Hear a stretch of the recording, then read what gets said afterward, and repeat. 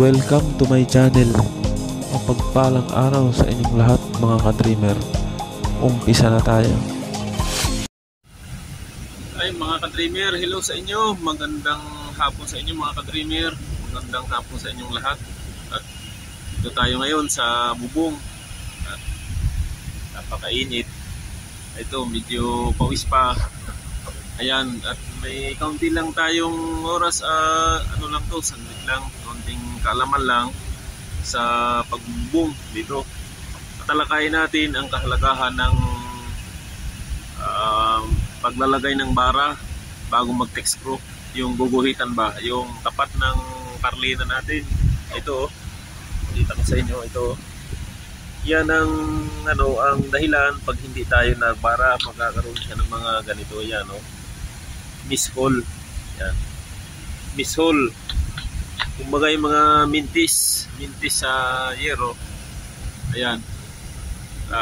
Tatalakayin lang natin ngayon dito ang kahalagahan ng paglalagay ng bara. Dito kasi parang mata lang parang tantiameter ba.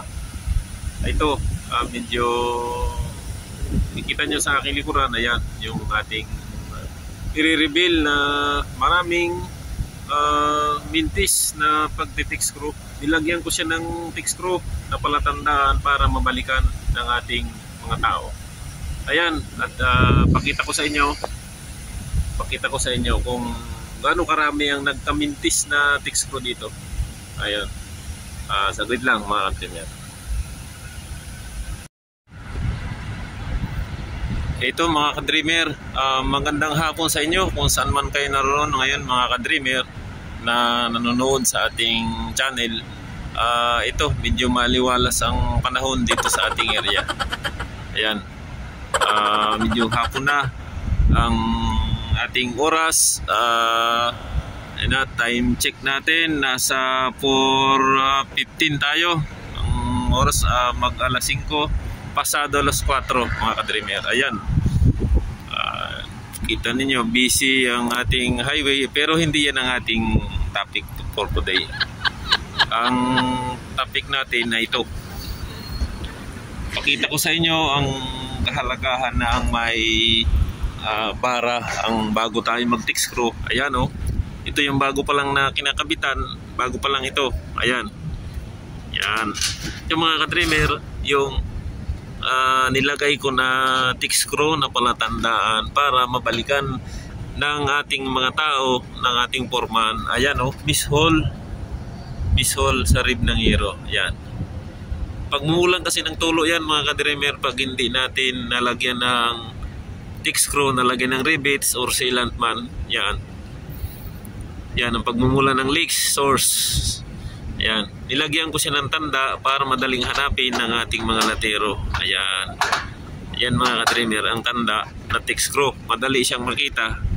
Ayan, marami yan mga ka-dreamer, pero ito bago pa lang ng ng kabit, katemporary. Ayun kita nyo agad ayan, yan may mintis siya. Ayan hindi siya naglagay ng bara. Ayan ito yung tumama sa parlina, ito yung sumablay. Ayan, yan, papasil ko sa kanila yan, rivets, top sealant, para hindi siya tumulo. Yan, marami yan mga ka-dreamer, at iikot ko kayo dito sa aking site mga ka-dreamer. Ayan, mga nilagyan ko yan ng tick screw na palatandaan. Dito sa bandang gutter line tayo, mayroon din. Yan, sa gutter line, ito isa yan. Tapos dito pa, lakad tayo dito mga ka-dreamer. Bago pa lang to, side la pa lang ang pinapatira ko dito na lagyan ng tick screw. Ayan, meron na agad. Yan, mishole yan mga ka-dreamer. Alam nyo, hindi lang nakabaon na tick screw yan, mishole yan. Ayan, yan, mishole yan mga ka-dreamer. Kaya lang tanda yan. Yan, ito yung ating job site. Yan ang kanilang gawa dito na binanggit ko na sa forma na lagyan ng bara. Yan yan yung mishole. Ayan. Ayan. Ito pa. Misfolded. Ayan. Doon tayo sa pinaka main rope. Doon sa, yun nakikita nyo, yung ibabaw na yun. Doon tayo, mga ka-dreamer, para makita nyo yung mga mintis na mas malalaki sa dito. Ayan o. Yung mintis agad, nilagyan ko yan ng tanda. Ayan. Yun yung isa. Ayan. Ito. Magkakatabi yung mintis niya, mga ka-dreamer. Ayan o. Oh. Paano niya nasabi na hindi mintis? Ayan. Hindi tumama.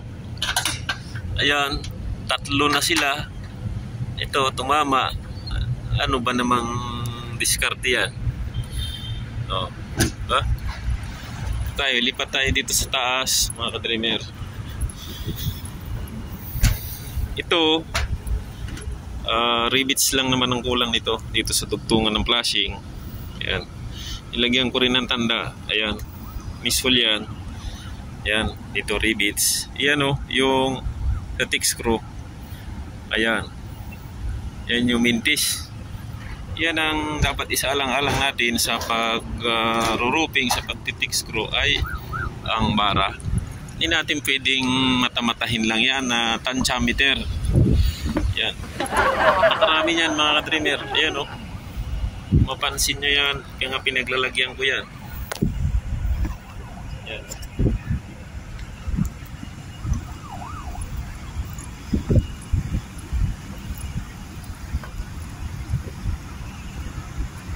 Ito, mga ka-dreamer. O, mapansin nyo. Yan. Yun, sa may laylayan. Yun, nilagyan ko rin. Ayan o. O, yan. Kita nyo talagang sablay pagka walang bara yan.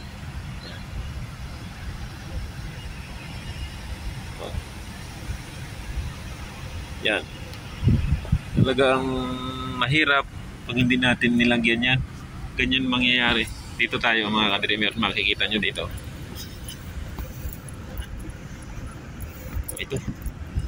Ito. Yan. Ito, mga ka-dreamer. At doon sa bandaron, tingnan nyo. Ayan o. Kung makikita nyo yan, lapad ng bubong. Nilagyan ko ng yung mga nakausli na tick screw na yan. Yan ang mintis. Yan ang mishole sa ating roofing panels ngayon. Ayan. Kaya shout out sa mga galing na latero dyan na hindi nagkakamintis dahil ginamit siya ng tamang paraan, ginamit siya ng bara. Nilalagyan niya ng bara. Ayan, mapansin nyo pati ang yan yung parang mga nakapila na ulo na makikita sa yung tick screw. Ayan, tingnan nyo yung alignment, parang sumasayaw. Ayan. Yan ang cons ng walang bara, mga ka-dreamer. Kung may bara yan, makikita nyo parang nakatansi yan, tuwid yan mga ulo ng tick screw. Yan. Yan, napakarami yan. Hanggang doon yan sa dulo, mga ka-dreamer. Pansinin nyo, yung mga nakalutang na tick screw na yan, oh. Isum ko muna, isum ko na kaunti. Ayan, oh. Ayan, mga ka-dreamer, tingnan nyo yan. Yan. Hanggang doon sa dulo yan, ang dami yan. Yan. Oh. Yan. Kaya yun, nakita ninyo ang kahalagahan yan, mga ka-dreamer. Pagka may bara yan, pantay-pantay yan lahat. Ayan o. Nakapila yung mintis sa portion na to. Yung portion na yan. Yan o. Yan lahat na may nakalutang na tick screw na yan. Mintis yan, mga ka-dreamer.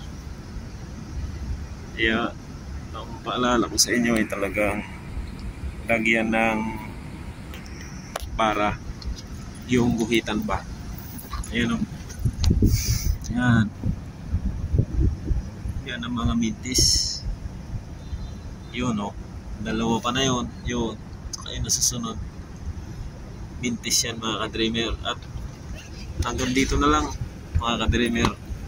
At yun ang ating video for today. Lagyan ng bara pag magtitik screw sa roofing, pag maglalagay tayo ng full screw dito sa ribs sa ibabaw para tumapat siya doon sa parlina sa baba, para pagtingin dito ng mga tick screw sa ibabaw ng bubong, pantay-pantayan, parang mga nakapilang sundalo yan mga ka-dreamer. Joke lang, hindi mga sundalo, para lang mga sundalo. Makikita mo yung ulo niya, pantay-pantay sila pag may bara. Pag nakabara yan mga ka-dreamer. Pero ito talagang hindi binarahan. Kaya yun lang mga ka-dreamer. Isang sinishare ko lang sa inyo ang kahalagahan ng paglalagay ng bara. At yun lang. Marami pong salamat sa inyong panonood. Bye-bye. Thank you for watching. Paki-subscribe na rin po sa aking channel. Bahit ang bell icon. Maraming salamat. Paalam.